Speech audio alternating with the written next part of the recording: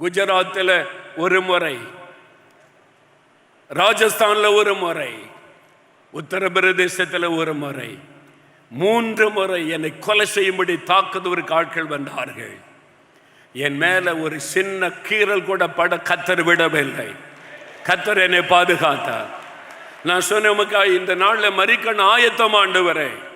பயங்கர ஆயுதங்களோட மத தீவிரவாதிகள் அவங்க வாகனத்தில் துரத்தி கொண்டு வந்தாங்க. இவ்வளோ பெரிய அருவாளை காமிச்சாங்க, கொன்னுறோம் இன்றைக்கு என்று.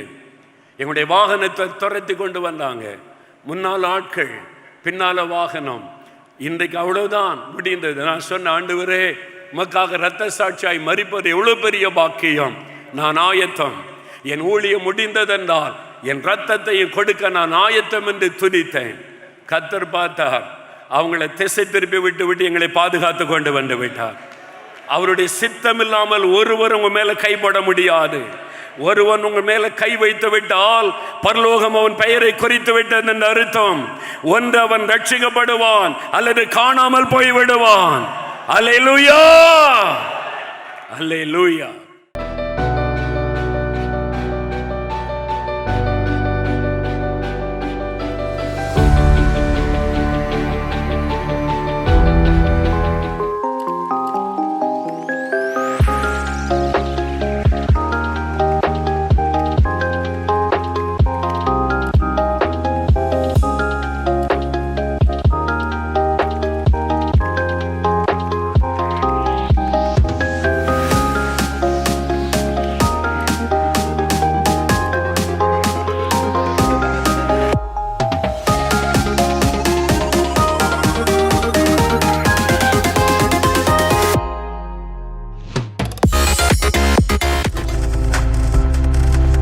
நீங்கள் பார்த்து கொண்டிருப்பது உங்கள் ஜாய் டிவி. உங்கள் துக்கம் சந்தோஷமாய் மாறும்.